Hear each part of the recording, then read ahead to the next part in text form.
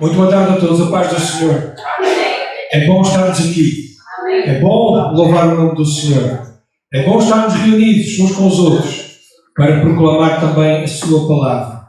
E estamos aqui então para dar continuidade a esta caminhada que temos vindo a fazer no Evangelho segundo Marcos. Então eu convidava todos a abrirem Marcos capítulo 6, Marcos 6 e versículo 7. E se todos puderem, ficaríamos de pé para ler a palavra do nosso Deus. Marcos 6, 7. Amém?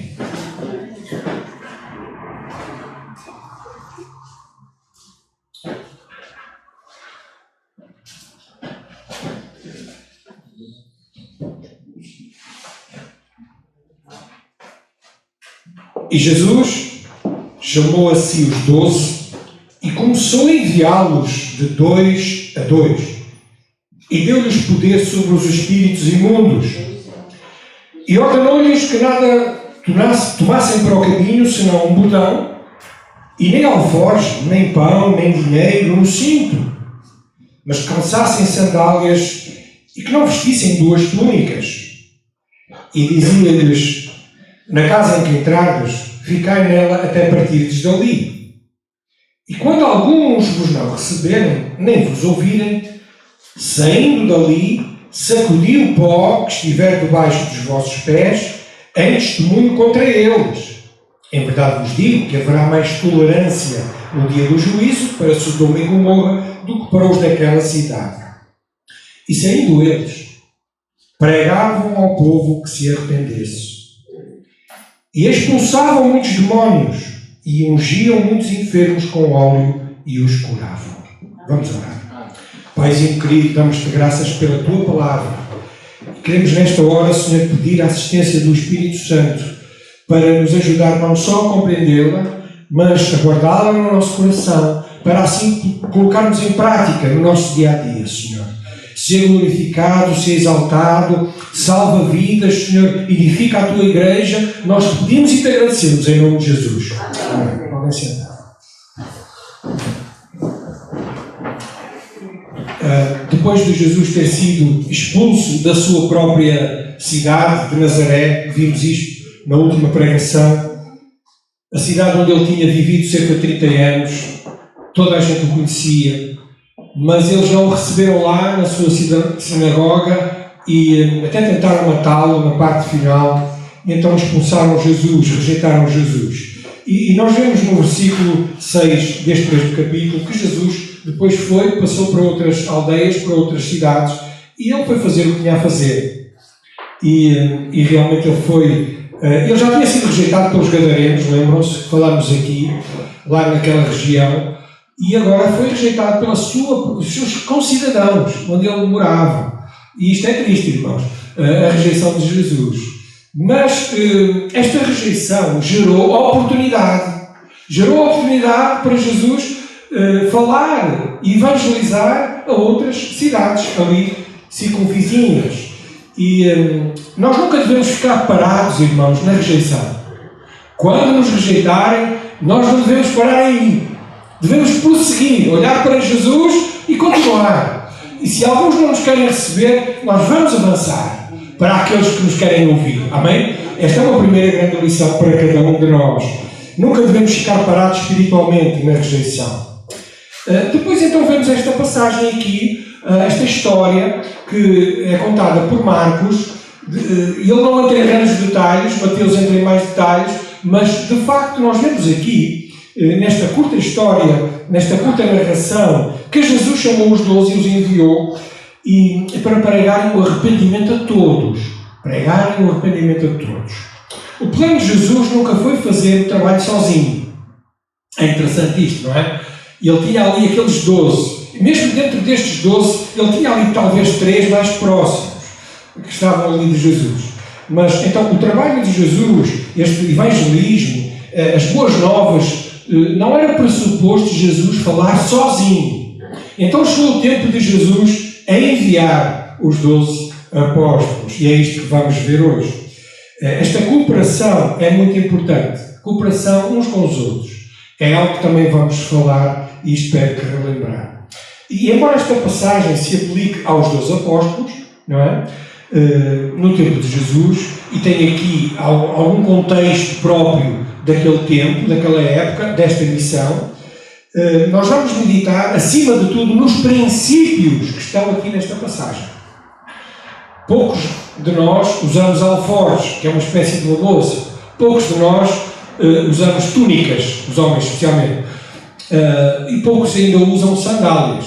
Embora alguns ainda usem sandálias, até gostam de usar com meias, que é uma coisa assim não muito bonita, mas usam.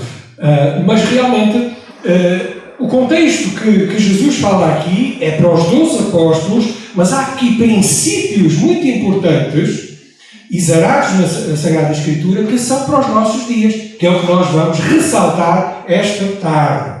Os princípios. Ainda hoje de manhã falávamos dos princípios. Mas Gisele, na escola dominical, falava que os princípios são mais importantes e esses não passam, não é? Não mudam. Os princípios de Deus são os mesmos no Brasil e os mesmos princípios aqui em Portugal. Amém? Os princípios não mudam. Às tantas, a componente cultural, a maneira de nos vestirmos, de estarmos, de falarmos, os costumes mudam, mas os princípios, esses nunca mudam porque são eternos, são de Deus.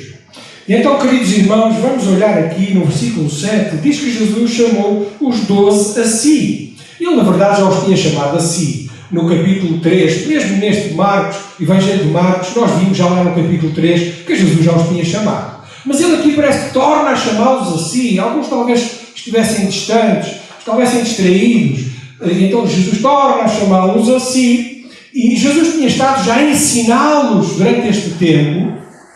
E esta parte do ensino, aquilo que nós chamamos hoje de discipulado, é muito importante para a nossa vida. E eles já tinham visto a manifestação do poder de Deus operando por Jesus Cristo, porque Jesus já tinha feito muitos milagres, muitas maravilhas. Jesus já tinha curado muita gente, já tinha feito grandes coisas e eles já tinham acompanhado Jesus neste processo.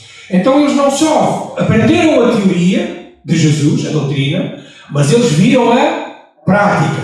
E isto é muito importante, não é? Nós, cristãos, precisamos ter a teoria, a doutrina, mas, sobretudo, a prática do Evangelho. E a importância também aqui da preparação.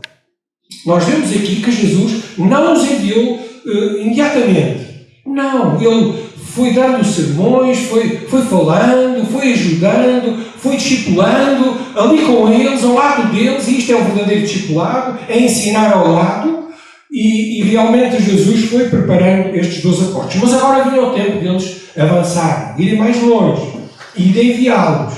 E era para isso, porque apóstolo significa isso mesmo, enviado. E então vemos aqui a importância da preparação. Eu penso que muitos erros seriam evitados em alguns líderes e alguns cristãos se tivessem sido bem preparados no passado. A boa preparação evita alguns erros da nossa vida. Estou convencido que muitos cristãos cometem muitos erros por uma preparação inadequada. Eles não foram bem preparados. Até vêm à igreja, ouvem a palavra, ela entra por um ouvido, ela sai por um outro, mas vão ouvindo. Mas, de qualquer maneira, falta preparação, falta ir à palavra, falta ruminar esta palavra, não é? Como nós costumamos dizer. E é por isso, irmãos, que a preparação, tanto teológica como prática, ela é essencial para a vida do cristão. E diz aqui, então, que ele começou a enviá-los, não só os chamou, no versículo 7, mas logo no início começou a enviá-los. Este envio intencional de Jesus era para eles anunciarem o Evangelho. Era para eles falarem das boas novas. Era para eles pregarem o arrependimento, como vamos ver a mensagem na parte final. Eles tinham agora a oportunidade de colocar em prática aquilo que tinham vindo a aprender. Não quer dizer que eles não precisavam aprender novas coisas. Porque, deixem-me dizer isto, queridos, a aprendizagem é contínua no cristianismo. Nós não sabemos tudo. Quanto mais estudamos a palavra, mais parece que coisas novas aprendemos. Por isso, esta preparação, este envio, esta aprendizagem é contínua e nunca acaba, é para o resto da vida. E então eles agora tinham aqui a oportunidade de colocar em prática aquilo que estavam a aprender. Nós também, irmãos, que já fomos chamados pelo Senhor, que temos a certeza da nossa salvação, precisamos também aprender mais, continuar a aprender mais. Para isso precisamos ler a palavra em casa, precisamos vir aos cultos, ao estudo bíblico, à escola dominical, que é aí que se esmiuça mais a palavra, que se estuda mais. Então é muito importante estas ferramentas que Deus nos dá, estas oportunidades que Deus nos dá para crescermos mais com o Senhor. Então a questão não é só sermos salvos, mas aprendermos para sermos enviados. E todo o crente, nós vamos hoje também perceber que é um enviado. No certo sentido, é um apóstolo. Embora eu não goste muito de usar esta palavra, apóstolo para os nossos dias, porque há muita confusão aí. Nós não queremos que existam apóstolos nestes dias. Os 12 acabaram, o apostolado deles acabou, o último apóstolo morrer acabou, o ministério do apostolado deles. Agora existem missionários. Existem enviados, sim, mas obreiros, gente que é realmente enviada pelo Senhor. E todos nós temos essa responsabilidade. E notem como é que Jesus os enviou. E isto é curioso. No versículo 7, lá no meio, diz que Jesus os enviou como? De dois a dois.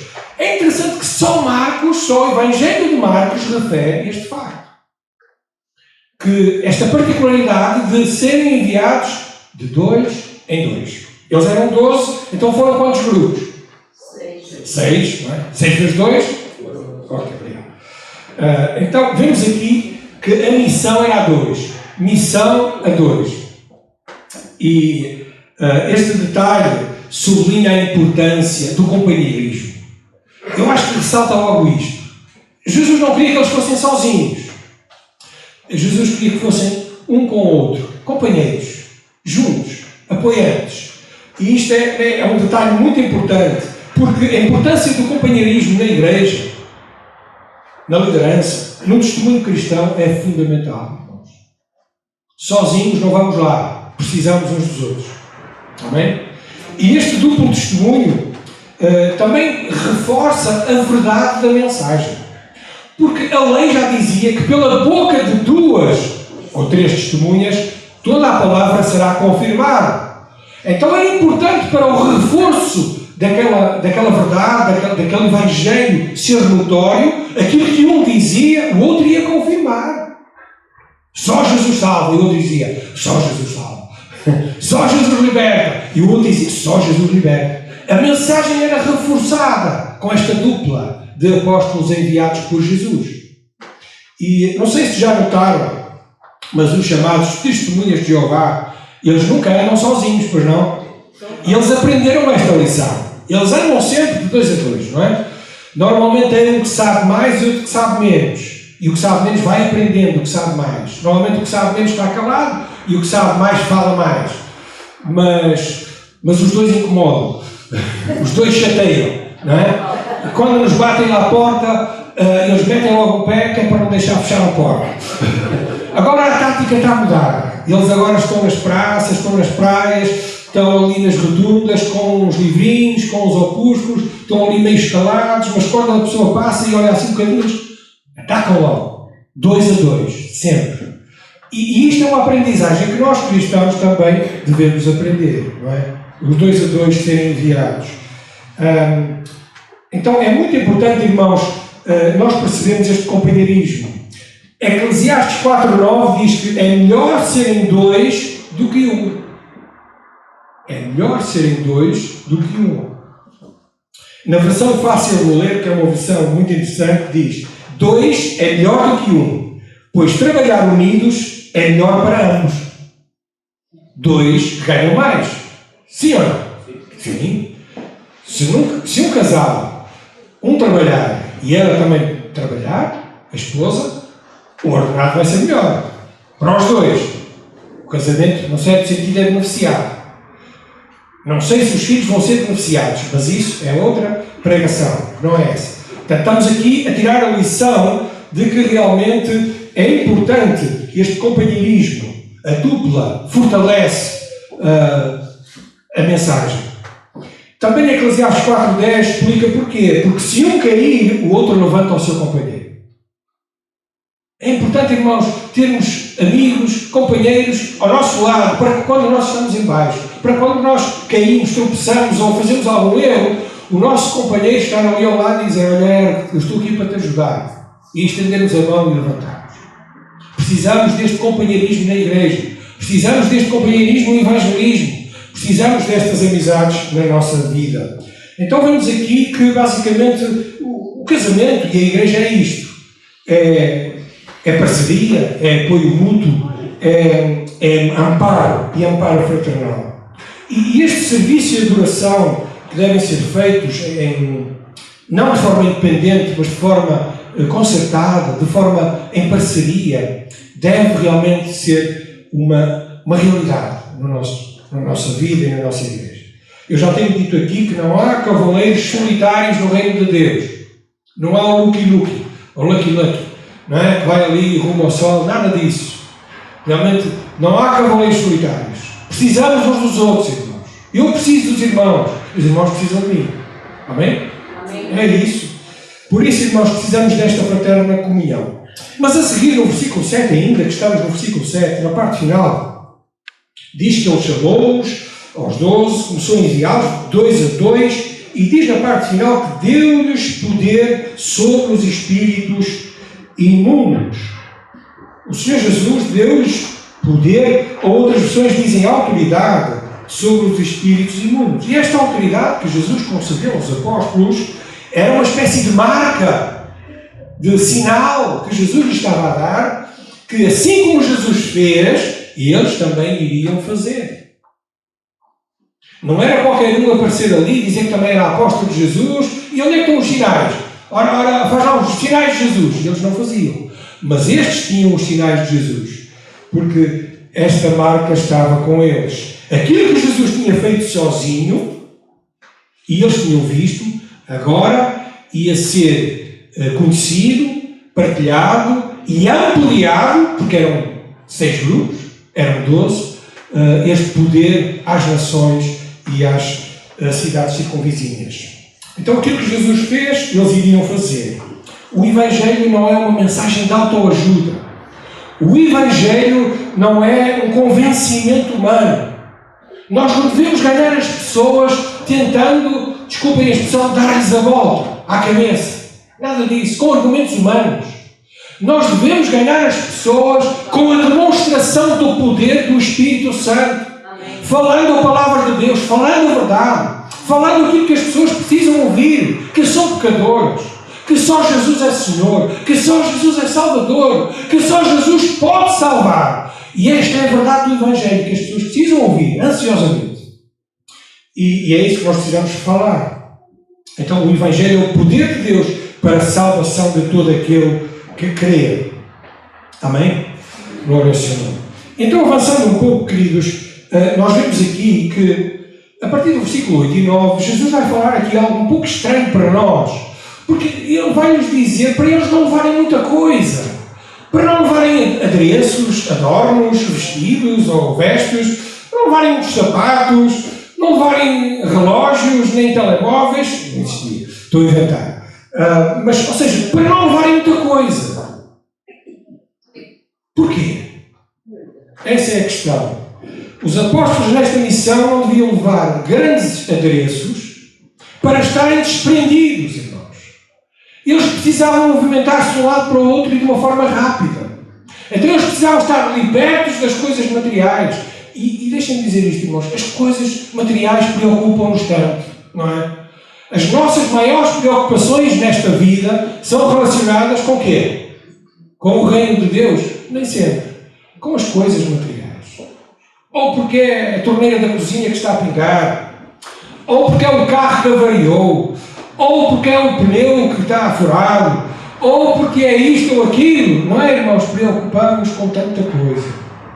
E eles precisavam estar mais desprendidos de tudo, para só se preocuparem com uma coisa, que era o anúncio do reino de Deus, o anúncio do arrependimento, o anúncio do Evangelho.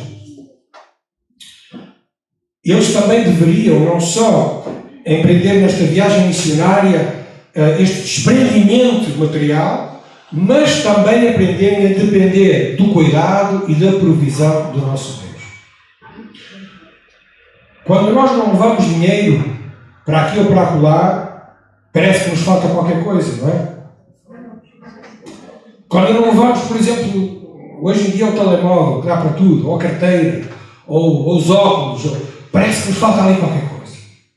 Mas nós, e precisamos também aprender isto, a depender do Senhor. E o princípio que ressalta aqui, irmãos, e são os princípios que eu queria enfatizar, não é que os obreiros não podem ter vestes, não podem ter carros, não é esse o princípio. O princípio que ressalta aqui é a simplicidade que deve existir na nossa vida. A não nos sobrecarregarmos com coisas materiais.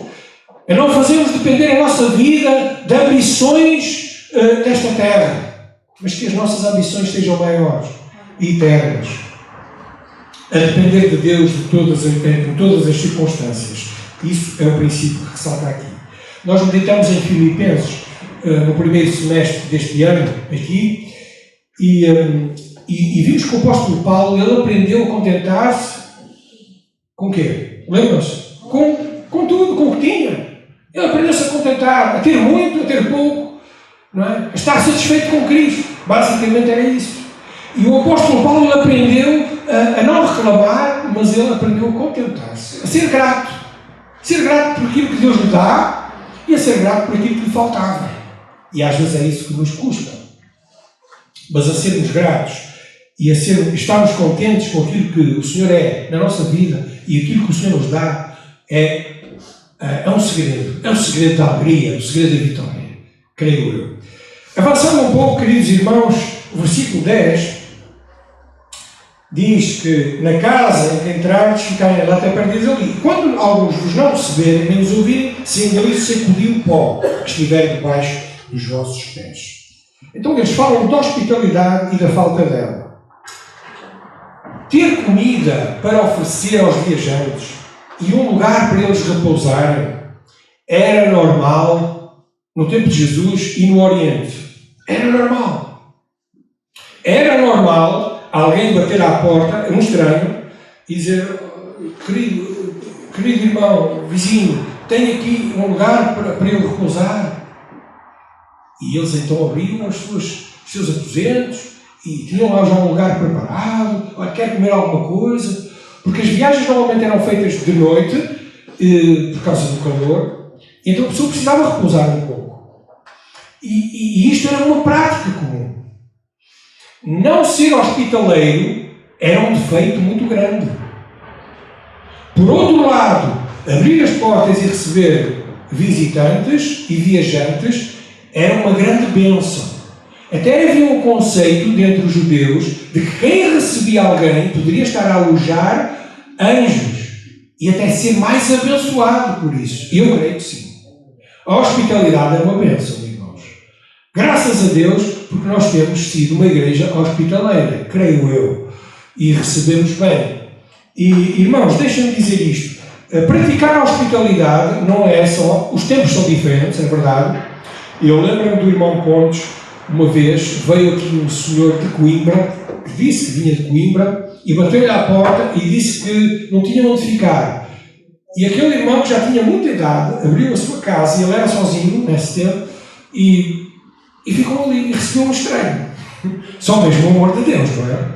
Os irmãos faziam isso. Eu não sei se faziam isto assim, sem conhecer a pessoa, de onde é que ele vinha, as referências. Talvez nós teríamos algum cuidado nessa área.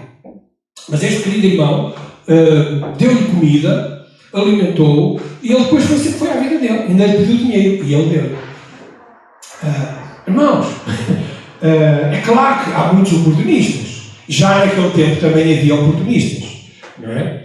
E se alguém não quisesse trabalhar, que também não comesse, não tinha direito a alojamento. Isto também era uma verdade daqueles dias. Por isso, irmãos, mas a hospitalidade é algo que a Bíblia continua a dizer para nós praticarmos. Não temos tempo de falar muito deste assunto, mas Romanos 12:13 diz para nós praticarmos a hospitalidade. E Hebreus 13:2 diz para não nos esquecermos da hospitalidade. Por isso, receber pessoas, até desconhecidos, é uma coisa muito boa. A minha sogra, não sei se ela está a ouvir, mas ela, graças a Deus, teve sempre esta boa qualidade de receber gente na sua casa, de receber pessoas, e até recebeu um gelo. Porque eu morei lá durante um ano, mas depois de casar. Mas graças a Deus, irmãos, por esta hospitalidade que nós podemos, é uma maneira também de testemunharmos e de abençoarmos as vidas. Agora, o que é interessante aqui é que quem não os quisesse receber, diz o versículo 11, há uma coisa estranha, não é? O que é que eles deviam fazer? Sacudir o pó, a poeira, debaixo dos pés. Eles sacudiam o pó naquela casa. Eles batiam à porta, não quero nada com vocês, seus apóstolos, seus cristãos, não quero nada. E eles então, num gesto simbólico, sacudiam os pés e iam para outra terra. O que é que isto quer dizer, sacudir o pó? Este gesto significava que eles devotavam aquela terra, que eles entregavam aquela terra como se fosse uma terra pagã. Uma terra que não queria nada com Deus. Uma terra gentílica. Uma terra que, em testemunho contra eles, diz o versículo 11, eles testemunhavam contra eles, dizendo: vocês não querem nada com Deus, não querem nada com Cristo, então nós também não queremos nada com vocês. E viravam as costas e partiam para quem os queria ouvir. Paulo e Barnabé mais tarde fizeram isto em Antioquia da Pisídia. Precisamente eles também não os queriam lá, e eles então diz lá, Atos capítulo 13, versículo 51, que se sacudiram os pés e foram para outra região. Qual é o princípio que está aqui, irmãos? Nós não vamos andar aí a sacudir os pés às pessoas que não querem ouvir falar de Jesus. Não é isso. Mas o princípio que está aqui é que nós não devemos perder muito tempo, com pessoas que são hostis à mensagem de Cristo. Se nós falamos de Cristo uma vez, 2, 3, 4, 5 vezes, e a pessoa não nos quer ouvir, não nos quer receber, irmão, passe para outra pessoa. Começa a orar por essa, sim, continua a orar por essa, mas testemunha outras pessoas que querem ouvir a mensagem, porque há muita gente que está desejosa de ouvir a mensagem do Evangelho de Deus. E se nós às vezes perdemos demasiado tempo com estas pessoas que não querem nada com Deus, nós estamos a perder tempo. Há aquele ditado de darmos pérolas a pobres, e nós não devemos fazer isso. Amém? Avançando um pouco, versículo 12, vamos ver aqui qual era a mensagem deles. Como eles rejeitaram a mensagem, então vemos aqui qual era a mensagem. A mensagem qual era? A mensagem apostólica era a mensagem de arrependimento. Diz aqui o versículo 12, saindo eles, os 12 apóstolos, 6 grupos, 2 a 2, pregavam ao povo que se arrependesse. A mensagem de arrependimento, queridos irmãos, era a mensagem dos antigos profetas do Antigo Testamento. A mensagem de arrependimento era a mensagem de João Batista. A mensagem de arrependimento era a mensagem de Jesus. A mensagem de arrependimento era a apostólica dos 12 apóstolos. A mensagem de arrependimento era a mensagem dos discípulos. E a mensagem de arrependimento qual é? É a mensagem da igreja. Amém. É a nossa mensagem, queridos. A mensagem não mudou. Arrependai-vos, diz o Senhor Jesus, hoje. Não endureçais o vosso coração. Não é? Foi isto que o apóstolo Paulo disse lá em Atenas. Deus, não tendo em conta os tempos de ignorância, anuncia agora a todos os homens em todo lugar que se arrependam. E a mensagem de arrependimento, queridos, não é só para os descrentes.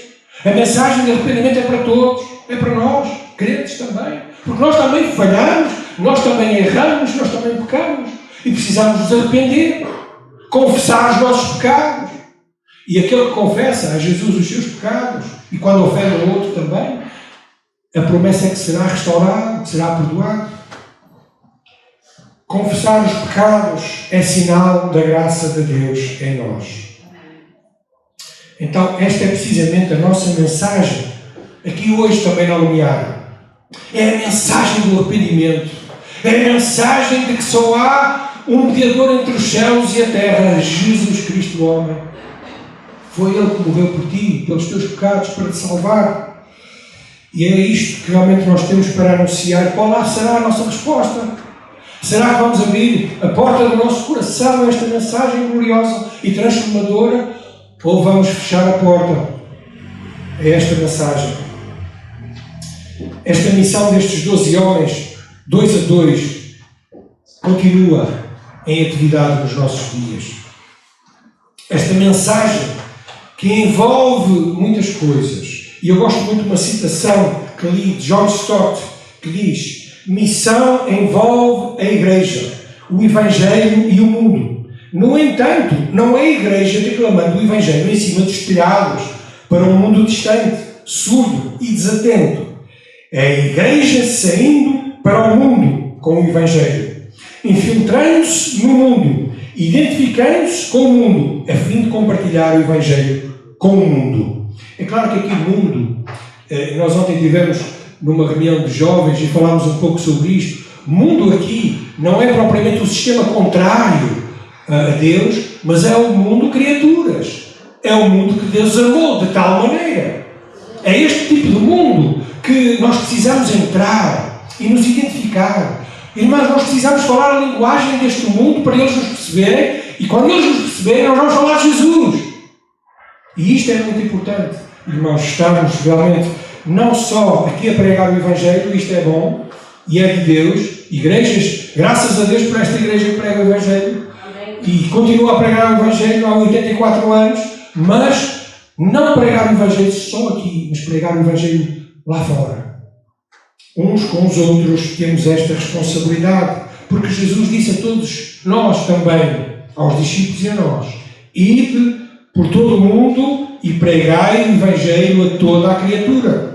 Quem crer e for batizado será salvo, e quem, porém, não crer será condenado. Está mesmo neste Evangelho de Marcos, capítulo 16. Então este ide e pregar o Evangelho continua em vigência. Nós também somos enviados por Jesus para pregar este Evangelho. O que é pregar o Evangelho? Eu não sei falar, eu tenho vergonha. Irmãos, abra a boca. Na sua vizinha, no seu colega, comece a falar de Jesus. Primeiro falo de futebol ou de política, mas depois leve logo o assunto de Jesus, que esse é o nosso interesse. Mas também precisamos falar na linguagem das outras pessoas. Por isso, queridos irmãos, nós estamos aqui a comemorar 84 anos de existência. Temos uma grande festa às portas, que queremos que seja para a glória de Deus e para a nossa alegria. Mas há uma verdade e uma certeza que cada um pode ter nesta tarde. Que se nós não continuarmos a falar de Jesus, estas portas vão se fechar.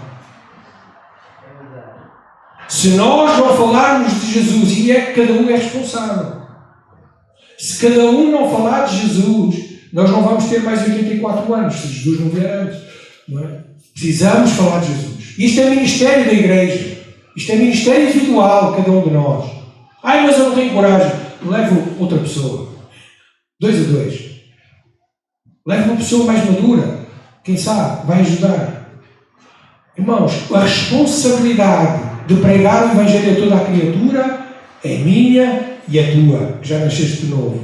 Por isso, queridos irmãos, aproveitemos estas oportunidades. E Deus dá-nos muitas oportunidades. Deus vai nos dar muitas oportunidades nesta semana de falar o Evangelho a muitas pessoas. Eu creio nisso. Convido para vir à casa do Senhor.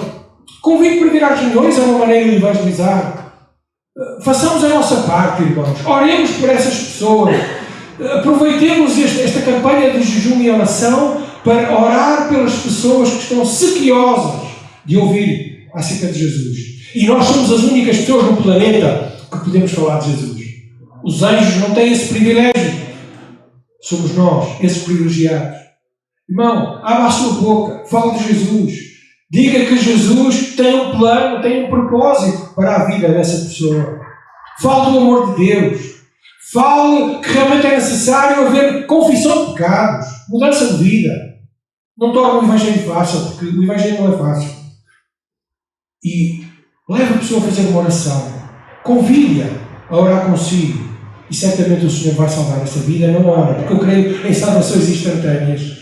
Por isso, queridos irmãos, que guardemos esta palavra no nosso coração e que possamos fazer a nossa parte, juntando-nos a estes 12 que sem vergonha, mas ungidos pelo Espírito Santo, no poder de Jesus Cristo, saíram, inflamaram este mundo e por causa disso também a mensagem chegou até nós.